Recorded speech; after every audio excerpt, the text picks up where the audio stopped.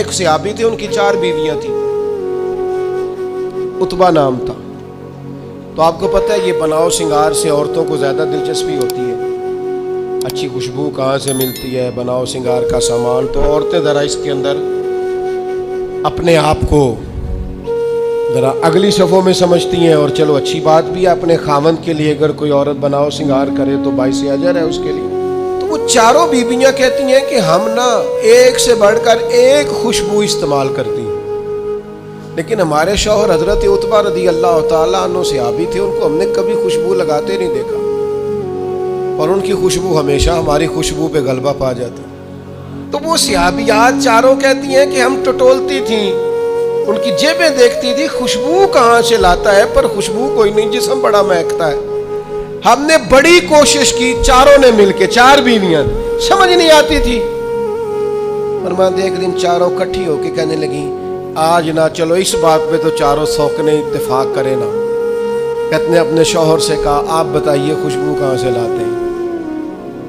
کہنے لگے اللہ کی قسم کبھی لگائی نہیں، اوئے ہوئے کبھی نہیں لگائی، اس پتے سے ڈھونڈنا قاصد میرے دلدار، کبھی لگائی نہیں خوشبو۔ کہا آپ عجیب بات کرتے ہیں، ہم تھک گئی ہیں سالوں سے، اب لگاتے نہیں، یہ کیسی بات ہے؟ تو فرمانے لگے آؤ نا، سنو نا میرا قصہ تو سنو، میری داستان حسن تو سنو، میرے اوپر جو کرم کی برکھا برسی، بس مختصر سی میری کہانی ہے، یہ جو بھی ہے ان کی مہربانی ہے۔ کہا مطلب کیا ہے؟ تو حضرت عتبہ فرمانے لگے میری کمر پر بن گئے تھے دانے، ان میں ہوتا تھا درد، تکلیف، آزمائش، جلن، میں تکلیف میں تھا، تو میں تکلیف سوائے ان کے کس کو بتاتا جو میرے ہر بات میں میرا سہارا تھے۔ میں سیدھا چلا گیا دروازہ رسول پہ، رو کے عرض کی حضور یہ درد ہے، سونے نہیں دیتا۔ تو کہتے ہیں کریم نے فرمایا تو کرتا اوپر کرنا۔ کہتے ہیں میں نے کرتا اوپر کیا تو حضور نے لعاب دہن انگلی سے لگا کے میری کمر پہ لگایا۔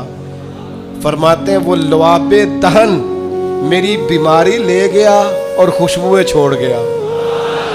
میں جیسے جیسے غسل کرتا جاتا ہوں خوشبو بڑھتی جاتی ہے، تازگی بڑھتی جاتی ہے۔ نہ سمجھ آئے تو مدینہ جا کے دیکھو، مسجد نبوی میں بیٹھ کے دیکھو، جاؤ حضور سید عالم کے شہر نور کی گلیوں سے ہو کر جا کر دیکھو، عرصہ ہوا طیبہ کی گلیوں سے وہ گزرے تھے، اب تک ان گلیوں میں خوشبو ہے پسینے کی۔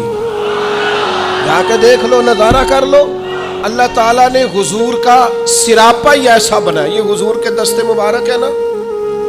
حضرت انس بن مالک فرماتے ہیں میں نے ریشم بھی اتنا نرم نہیں دیکھا جتنا حضور کے ہاتھ نرم تھے، کستوری سے اتنی خوشبو نہیں آتی جتنی دست مبارک سے آتی تھی۔ اور فرماتے ہیں عرب کی گرمی بڑی مشہور تھی، میں حضور کے دست مبارک ہاتھ میں لیتا تو برف سے زیادہ ٹھنڈے ہوتے۔ اتنا اللہ تعالیٰ نے محبوب کو معنویت کے ساتھ سجایا، سنوارا، کمال ہو گئی۔